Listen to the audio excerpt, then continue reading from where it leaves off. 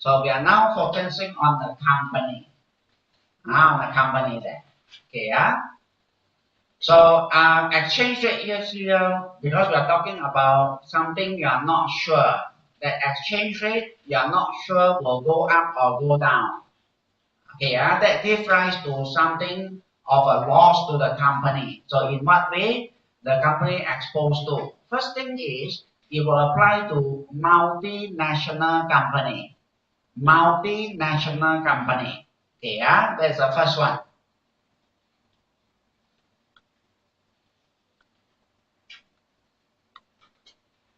Multinational company. So that means to say that they may have a headquarters in Malaysia, and then they have subsidiary in Singapore. They have subsidiary in Indonesia. They have subsidiary in UK, etc. So all over the world, they have company. So we call them multinational company. Multinational company. So multinational company, because when you come to the end of the year, they have to convert all their asset liability from overseas into their ringgit. So they have to do translation. Okay, when they do this translation here, in the process of translating asset liability from overseas, the asset become less. The asset become less. That is a loss. Or the liability become more. That is a loss there. Okay, yeah. So multinational company will have to face this translation here. Okay, yeah. That is asset liability in foreign currency.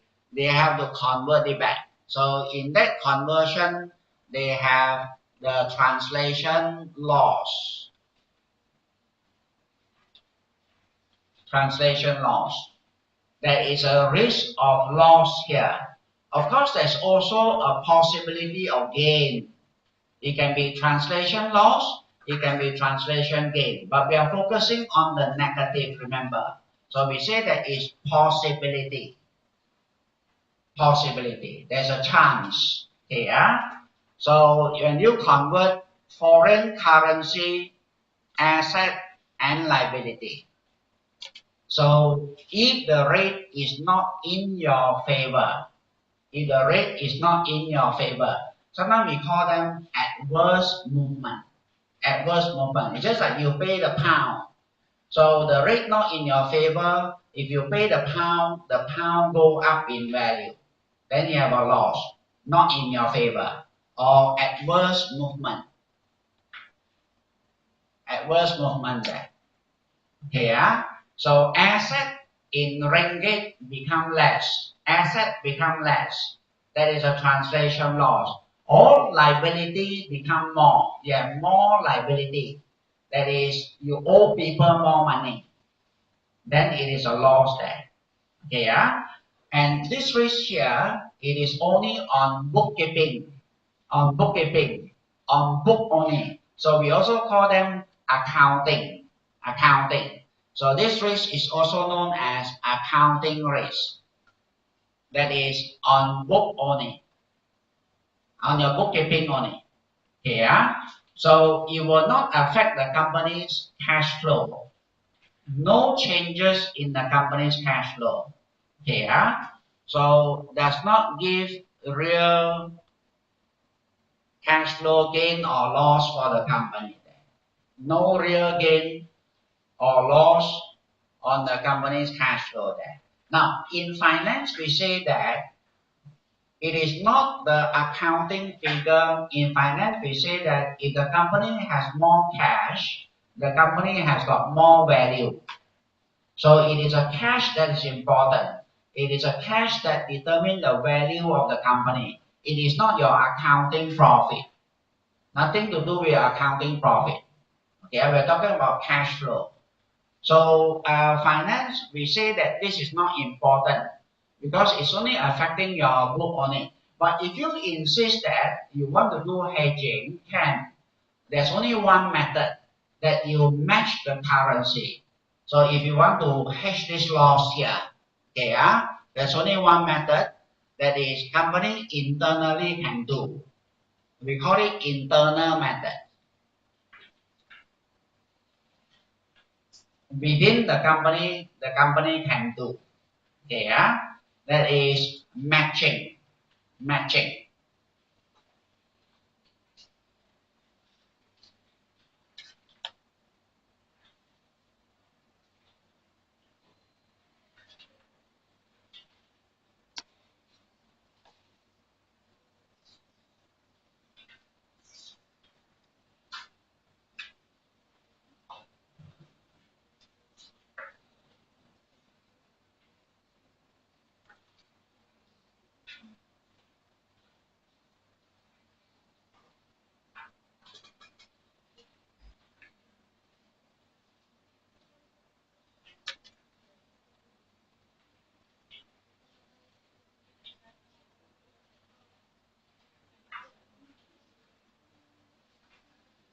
Okay, I now explain to you example. You try to understand. Try to understand. So this will be your discussion. You cannot discuss if you don't understand. Okay, you try your best. I'm sure you can. Right? So I'm going to give example of matching. So imagine that Malaysian company, you have an asset in the UK. Let's say you own a building in UK, or let's say Petronas. Petronas, it is a Malaysian company, and Petronas got a building in United Kingdom. They have a building in United Kingdom. So of course that building, it is an asset to Petronas. Okay, so let me just put it down. This asset here, it is valued at 10 million pounds.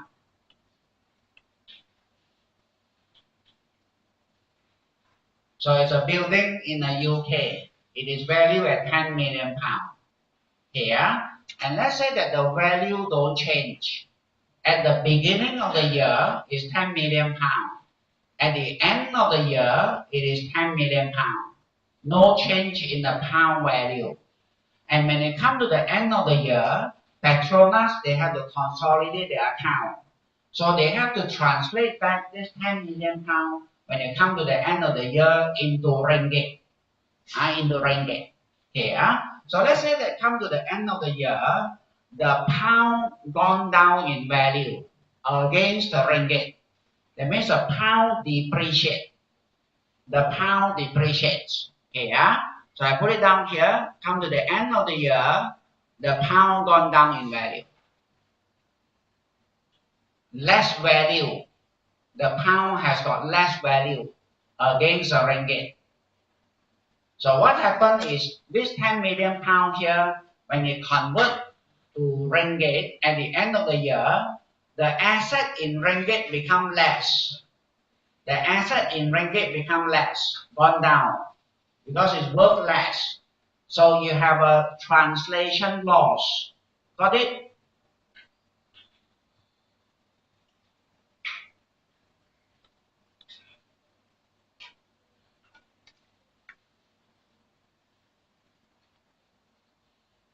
Asset becomes smaller. Not in the pound, but in ringgit. In your currency. In your currency there.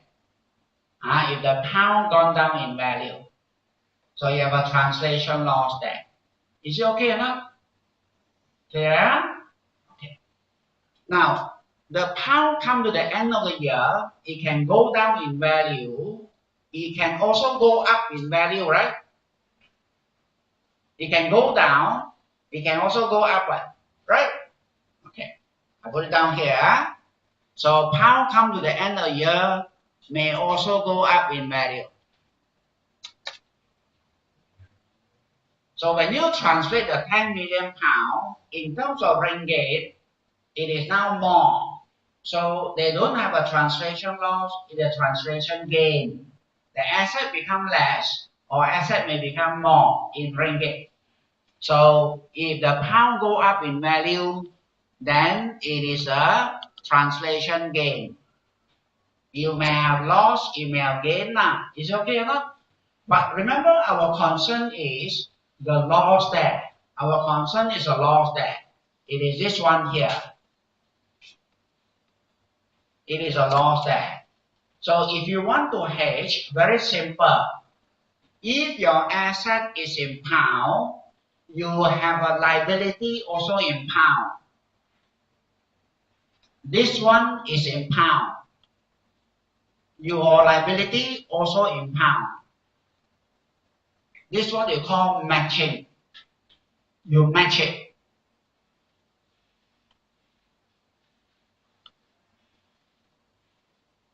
You match it. How? You can always go to UK and borrow money.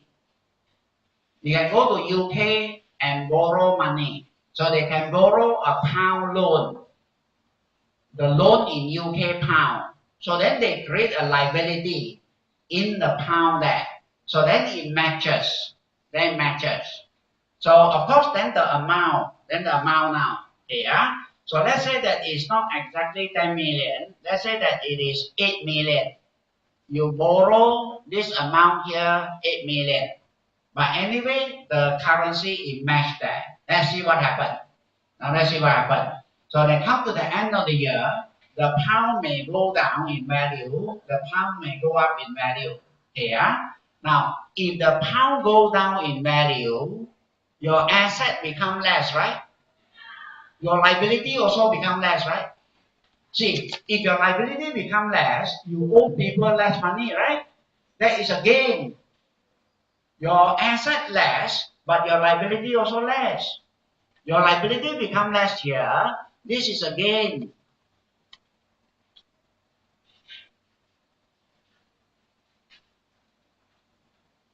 Asset loss, asset less is a loss. Liability less is a gain. Isn't it this gain here can reduce your loss? You want to do something about it. That loss there, you can reduce by the gain there. What? That's called hedging. Match it.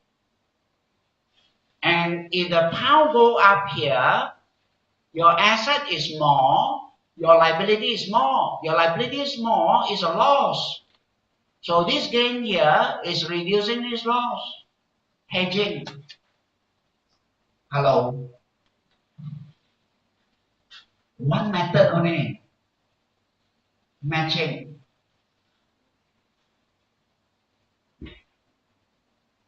If you have exactly the same, then you don't have risk at all. If this is 10 million, this is also 10 million, this loss here is exactly the same as a gain, am I right? If this is 10, this is 10. Now, you see carefully now, if this is 10, if the pound go down, this 10 million, your loss will be more, right? Because this 10 million, your loss will be more. Your gain will be less, right? So if your pound go down, your loss is more than the gain, you still have the net loss, right? Am I right? That means to say what? You net it off, you only expose now 2 million.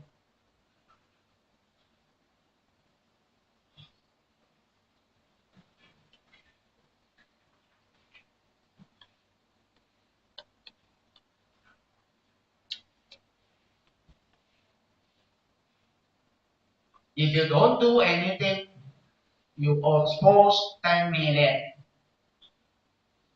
Now you do something, have a liability here, you cut it off. You left with 2 million only. So if the pound go down, this 2 million here, you still have the loss. But it's only 2 million loss here rather than a 10 million loss. Okay or not? And the same thing here, if the pound go up, your gain here is more than the loss, right? You have a net gain, no?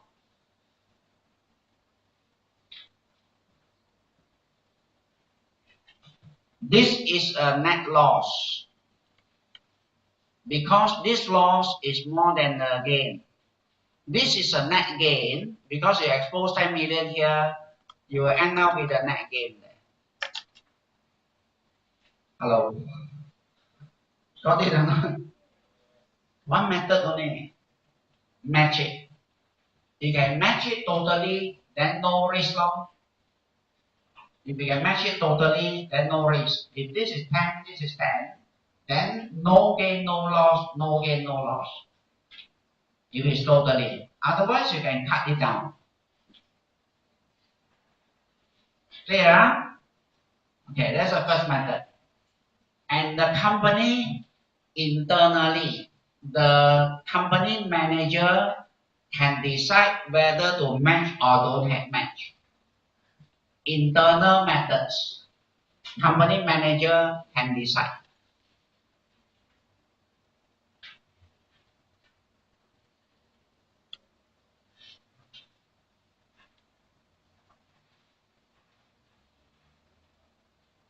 So you understand only you can discuss.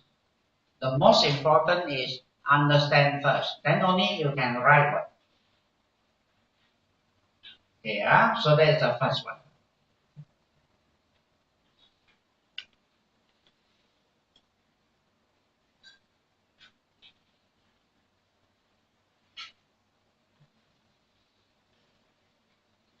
Second one is the most important.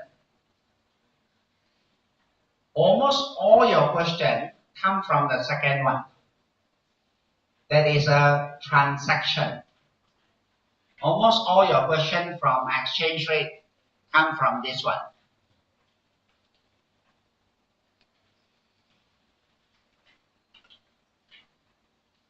This one will be for international company. This one is for multinational company. This is for international company.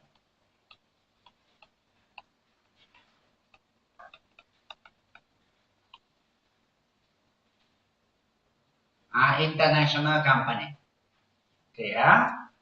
So meaning to say that they will sell overseas, they will export, or they may do import, they may buy from overseas.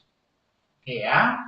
So then they were involved in transaction, international transaction. Okay, yeah?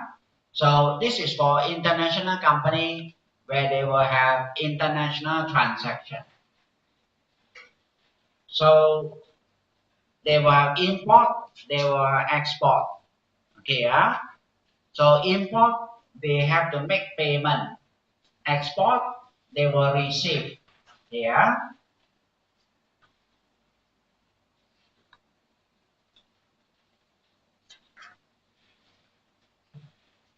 So let's say you sell to Singapore, that is export. Or you buy from Indonesia, that's import. Here, say that you sell to Singapore, you are going to receive ringgit, or you buy from Indonesia, you're going to pay ringgit, you don't have exposure. If you pay ringgit, you receive ringgit, exchange rate changes won't affect you.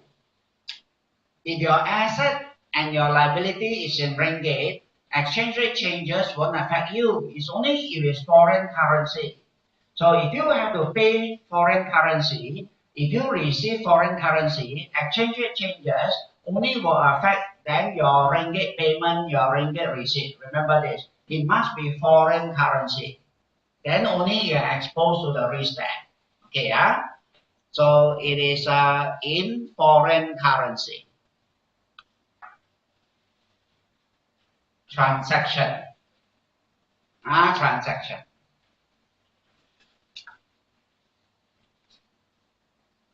Now imagine that you sign up for ACCA. That means you enter into transaction. You sign up for ACCA exam.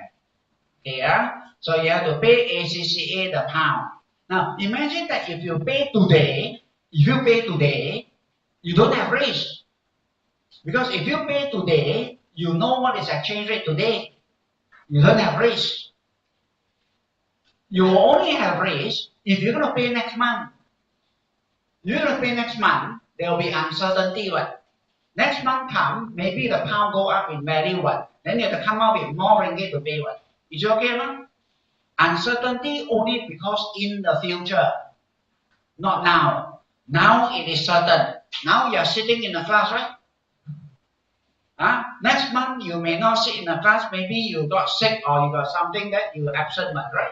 There will be uncertainty there. So it's only in the future there will be uncertainty. Okay, yeah. So these transactions here, when you make the payment, it must be later. When you receive, it must be later. So you have not settled yet to be settled in foreign currency. Got it? Clear? Okay, to be settled. This one here. So you come to later, this is no longer on book. You actually may have to pay more. You may actually receive less. You will affect the company's cash flow. So this will have real impact on the company's cash flow. Okay, so this one here will give rise to real cash flow. So if they ask you to describe what is the difference between transaction and translation, one difference, of course, it is a cash flow. The other one is on accounting. They may ask you to discuss that. So this one can give rise to real cash flow.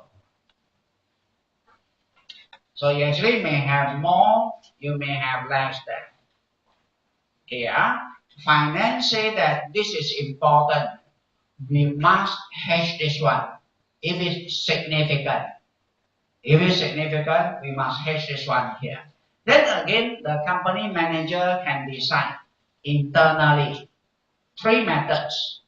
Okay, so company manager may decide to hedge. There are three methods here. So these are again internal methods. Three ways to hedge this one. First one, if you have choice of currency, if you can settle the currency you want, okay, this is first method. So basically we want to cut down on the loss. So when you cut down on the loss, the company profit go up. Reduce loss, company profit go up. Okay, so this is to maximize profit in the presence of uncertainty. First method. Okay, so if you can choose the currency you want,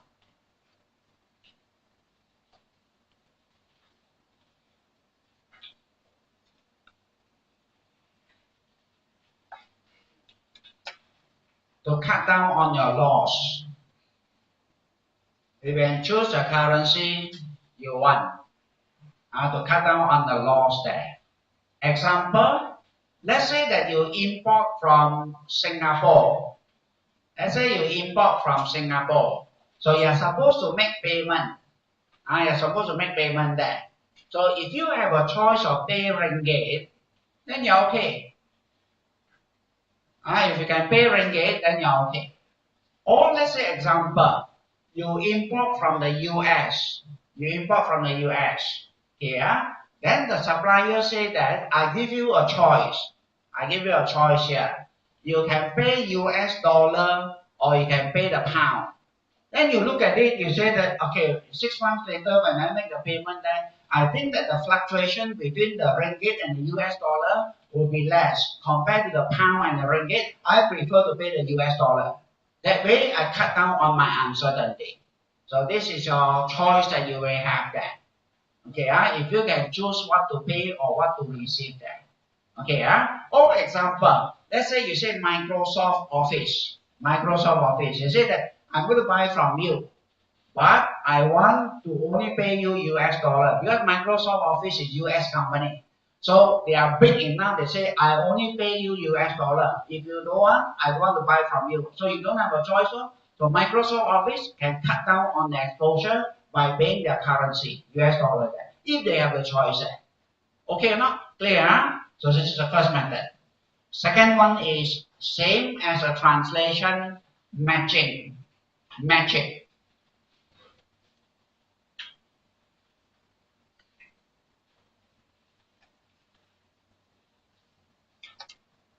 So only the net amount is exposed.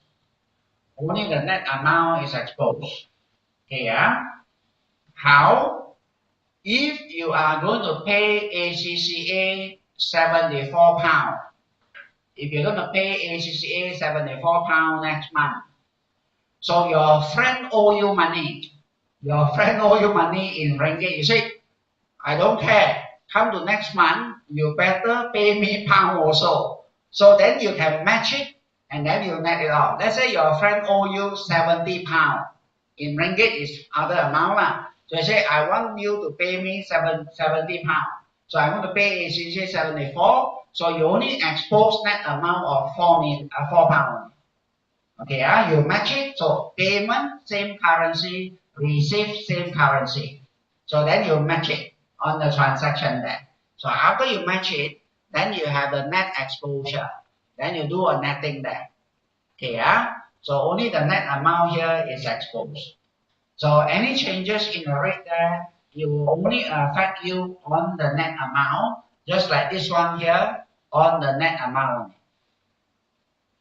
And that way you can reduce your losses there. Last one, only for the payment. Last one. So company internally also can do this one here. That is leading or lagging. Leading or lagging.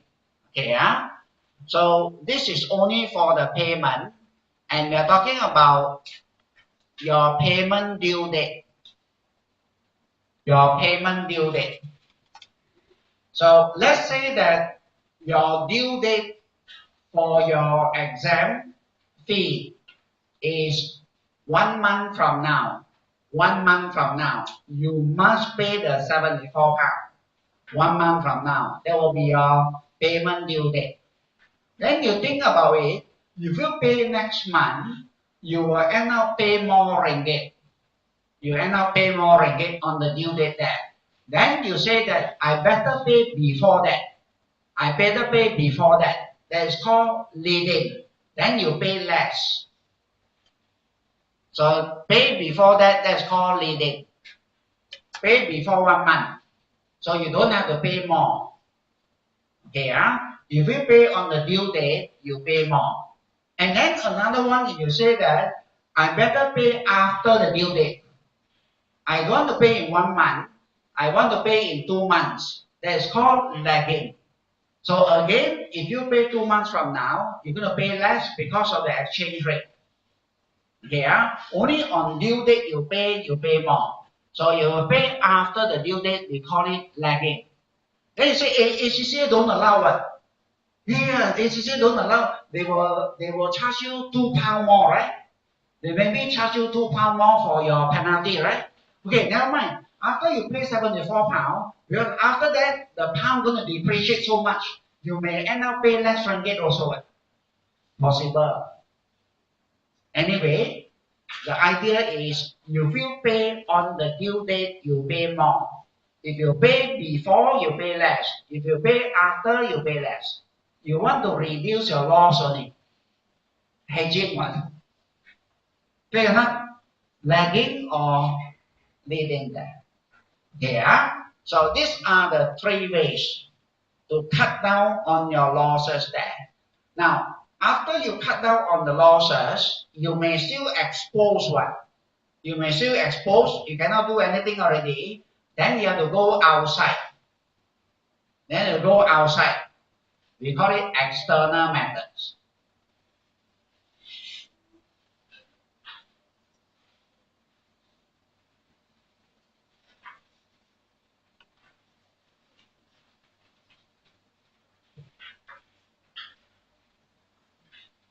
Only transaction exposure will have external methods. So you still have exposure. Then you go outside. Go outside meaning to say that you must agree with another company. You must agree with another company. Or normally they are the banks. They're the banks there. So since we are talking about exchange rate here, so we are dealing with the currency. We are dealing with the currency here. So all these external methods they are currency contracts. They are currency contracts.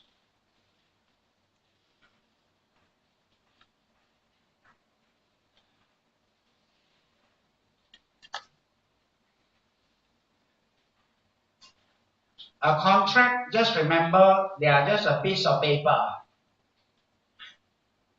And a contract, you have to sign with somebody outside of the company. So normally you sign with a bank, a currency contract. So in the contract there, it is agreed that you can buy certain currency, you can sell certain currency. That certain currency is known as underlying currency in the contract that you sign. Okay, yeah? So it is contract for you to buy, sell the underlying currency. Later on, this underlying currency will become very important. The contract will specify you can buy, you can sell that certain currency. And you agree that to buy or sell, and the exchange rate must be stated in the contract. And this exchange rate, according to different contracts, they have different names. Here, so for now, we just learn it is just an exchange rate you have to specify. Here, so at an agreed exchange rate.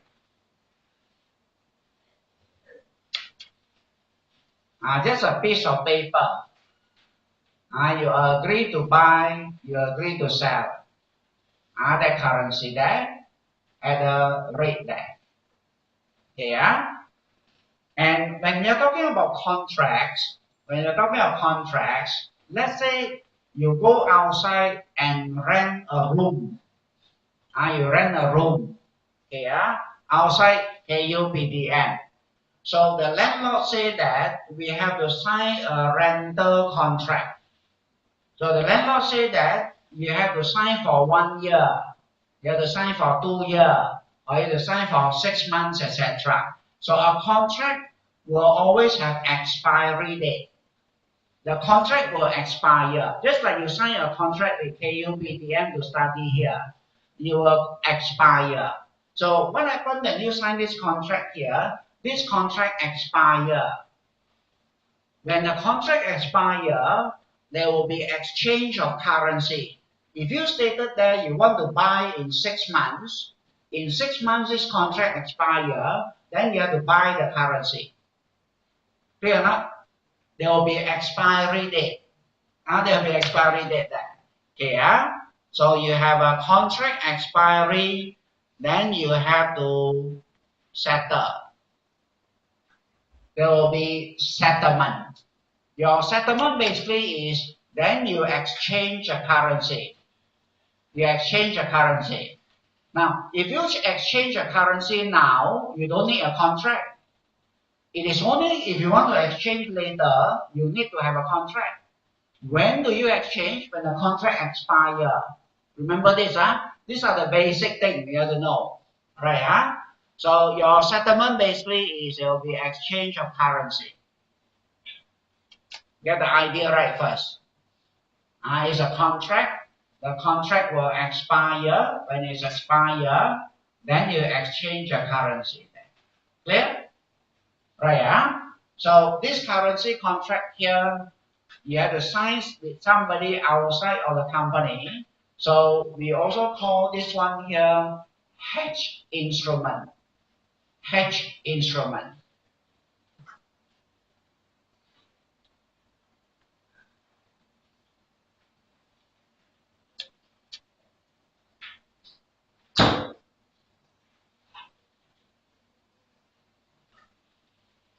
So we're dealing with these hedge instruments here.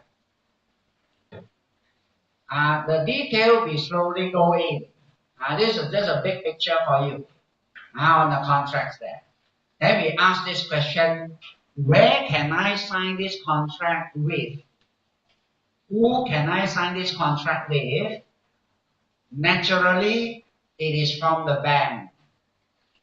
So if you go to the bank will have counter 1, counter 2, counter 3, and so on.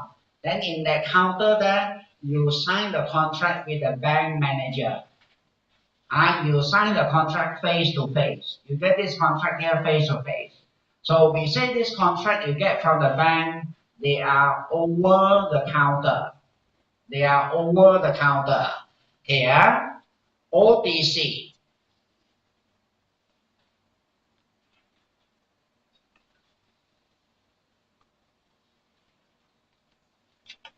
Bank's contract, they are over the counter. Here, face to face. 3 currency contract, 1 instrument. We go into the detail later on. So you have forward, option, swap.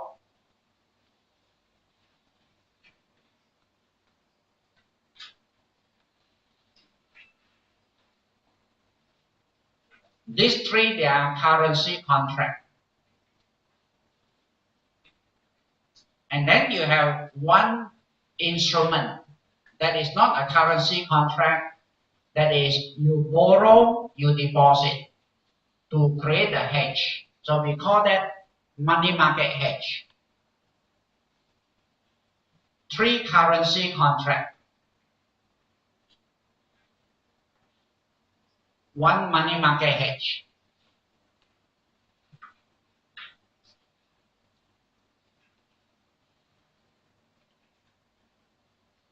Where else can you get this contract from? Where else can you get this contract from? You get from the marketplace. You get from the exchange. You get from the exchange. Just an example.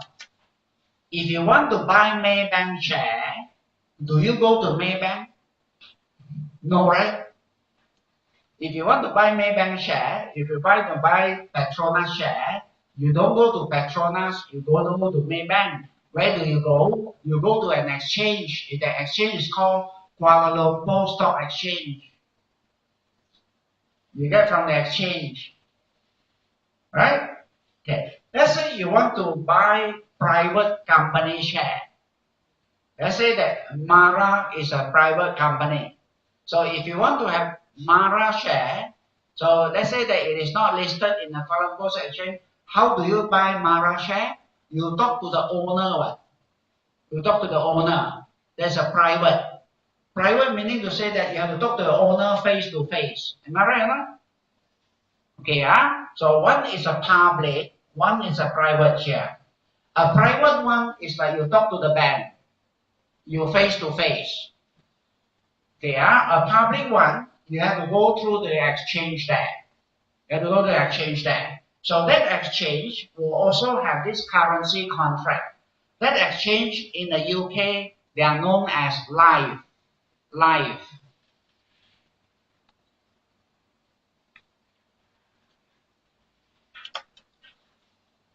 London International Financial Futures and Option Exchange. It's called live.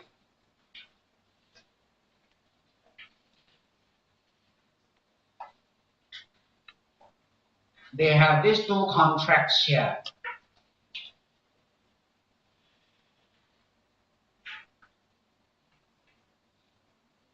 So they have futures contract. They have also option. This future and forward, they are similar. They are similar. So the moment we say futures, we know it's from the exchange. The moment we say futures, we know it's from the exchange. The moment we say forward contract, we know it's from the bank. But both of them also got option. Both of them also got option contract. So to differentiate the option from the bank and the option from the exchange, in front we add on something. So if it's option from the bank, we say it's over the counter. If it's an option from the exchange, this exchange here, they are also known as traded. Traded is like you can buy, you can sell. Just like 7-Eleven is a trading company. 7-Eleven buy in Coca-Cola, they sell out Coca-Cola. You can buy and sell, they are known as traded. Okay, yeah? So this contract, you can buy, you can sell. That means you can buy option, you can sell option. You can buy future, you can sell future. You can buy, sell. So this option, we call them traded. Learn the name, learn the name there. Because later on, it will become very important. These are small little things. Later on, will become very, very important. Okay, What is the difference between you get the contract from the bank and you get contract from the exchange? If you get from the bank, everything you can negotiate. Everything you can negotiate. Because you talk to the bank manager face to face. So they are negotiable contract.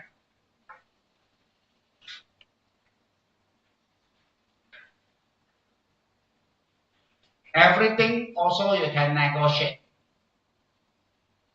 But if you get from the exchange, the contract is fixed.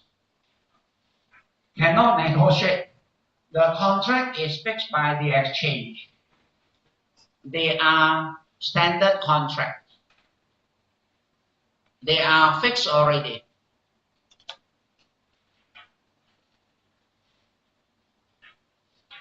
There's a difference between the bank and the exchange there. Now, why do they do it? Why do they want to fix the thing there? Example, let's say that Maybank share, they are traded in the Kuala Lumpur Stock Exchange. They are traded in the Kuala Lumpur Stock Exchange. So one day you say, I want to buy Maybank share.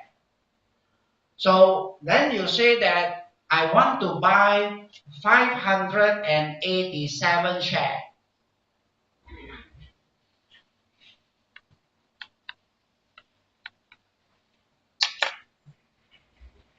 You say I want to buy 587 shares. Or you talk about Mara, private company, let's say. And Mara there also you want to buy 587. So if you talk to the Mara owner, you say that, can you sell to me 587? The owner said, no problem. You want 587, I sell to you. So you can buy 587 from Mara. They will sell you 587. Is it okay, no? Now let's say that you talk about Maybank, 587. So you key in there, you say, I want to buy 587 in the internet there. So you wait long, you put in the price there. You wait long, you wait one day, no trade. Next day, you wait again, no trade. You wait for 10 years, no trade also. You wait for 1 million years, no trade also. Why? Who in the market want to sell to you 587? Do you talk to the seller face to face? No. Private company, you can talk to them face to face. But this one is through the Kuala Lumpur Stock Exchange. You put down there 587, nobody want to sell to you. Who will have the same brain as you that want to sell 587? Am I right? So what do you do? If they set up like this, then the exchange got no business, what? No business, what? So they think about it, they say that we have to set the standard. We have to set the standard. We must have standard contract. We must fix this contract here. Otherwise, no business. Okay, so Kuala Lumpur Stock Exchange say that, let's set it this way. One contract, or they call it one lot, must be 100 shares. One lot. is 100 shares. So you cannot go and want to buy 587. If you want to buy 10, you buy 6 lot. Is it okay? 6 lot meaning to say that it will be 600 share, right? 6 lot. So you key in, you say 6 lot, I want to buy at 10 ringgit. And then in the market, somebody want to sell 1. Somebody want to sell 3. Somebody want to sell 2. So it's 1, 3, 2, 6, right? It matches. Then there's a deal. That's why in the exchange, it's not face to face. It's not over the counter. Over the counter, everything you can talk. But this is not. You don't know who wants to sell to you. Isn't it? You have to set a standard. Clear? So once you know the difference between over the counter and the exchange one, then you can discuss about advantages, disadvantages. Otherwise, you cannot discuss because you don't know what's the difference. Clear not? So exchange one, they are standard. There are 2 standardization. One is the contract size. Another one is the expiry. Remember when they expire, there will be delivery.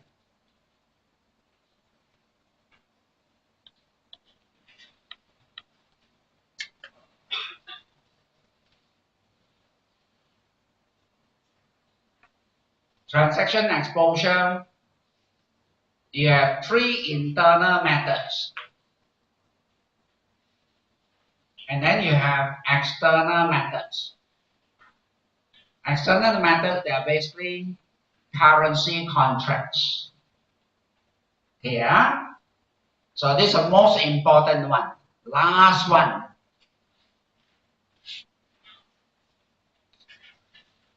Economic exposure. Translation for multinational company. Transaction for international company.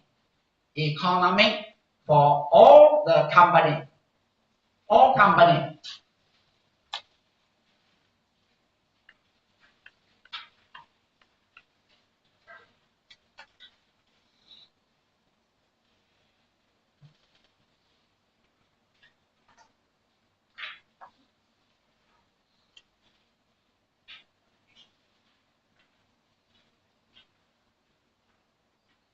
Exchange rate go up and down.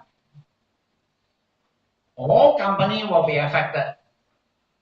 It's called economic risk. That means all the company's business will be affected.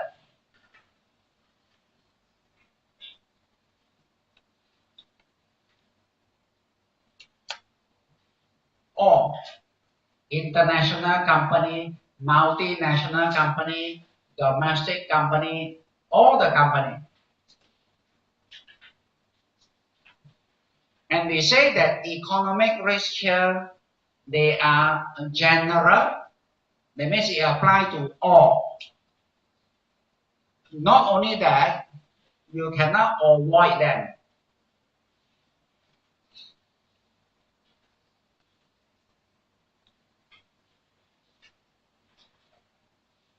You cannot avoid this risk here.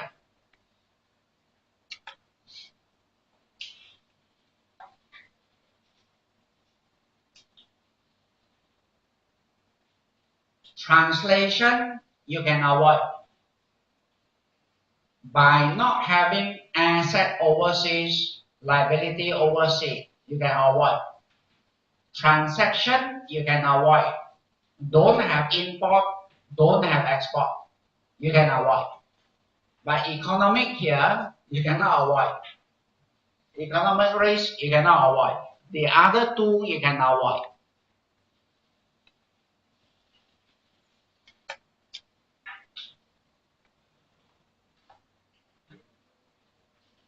So then you ask,